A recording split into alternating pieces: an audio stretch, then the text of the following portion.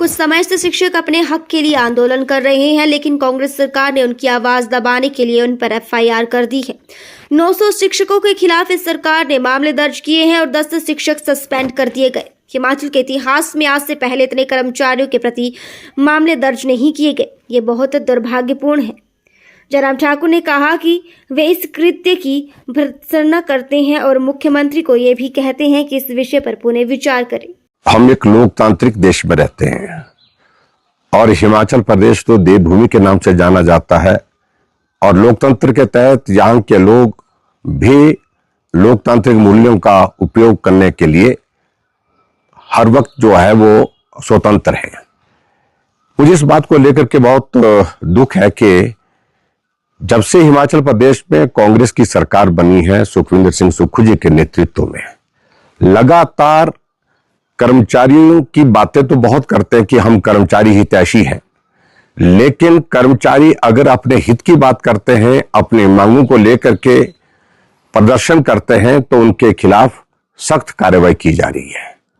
आज मैं देख रहा हूं कि लगभग 25,000 से ज्यादा जो हमारे टीचर्स हैं और विशेष तौर से जो हमारे जेबीटी टीचर्स हैं वो धरने पर हैं, प्रदर्शन पर थे और मैं हैरान हूं इस बात को लेकर के उनमें से 900 लोगों के खिलाफ मामला दर्ज कर दिया गया है।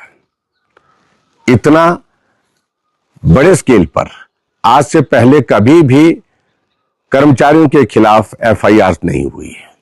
10 कर्मचारियों को सस्पेंड कर दिया गया है। मैं समझता हूं ये बहुत दुर्भाग्यपूर्ण है।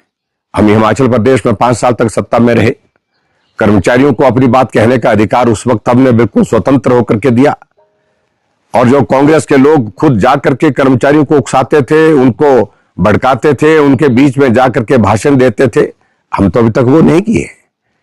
लेकिन उसके बावजूद हमने कभी भी कर्मचारियों के खिलाफ मामले दर्ज नहीं किए, कर्मचारियों को सस्पेंड नहीं किया, कर्मचारियों को प्रताड़ित नहीं किया, जिस प्रकार से वर्तमान में हिमाचल प्रदेश में कांग्रेस की सरकार कर रही है।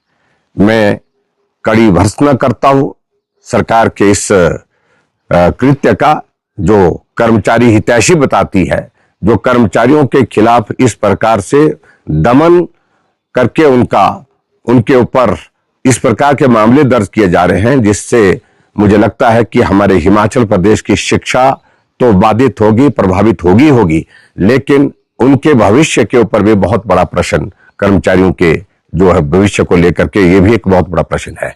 इसलिए मैं वर्तमान सरकार से आग्रह करता हूं कि लोकतांत्रिक मूल्य का जो पालन करते हुए इस प्रकार से कर्मचारियों के खिलाफ लगातार उनको दबाने का जो प्रयत्न किया जा रहा है, प्रयास किया जा रहा है, उनकी आवाज को, मैं समझता हूं ये दुर्भाग्यपूर्ण है। और एक बार मुख्यमंत्री पुनः विचार करें, कर्मचारियों को बुला करके उनके साथ बात करें। जब चर्चा होती है, बातचीत होती है तो रास्ते निकल आते हैं, तो रास्ता निकाल करके ये प्रदेश के बच्चों का भविष्य बर्बाद करने से बचाने का प्रयत्न करें। धन्यवाद।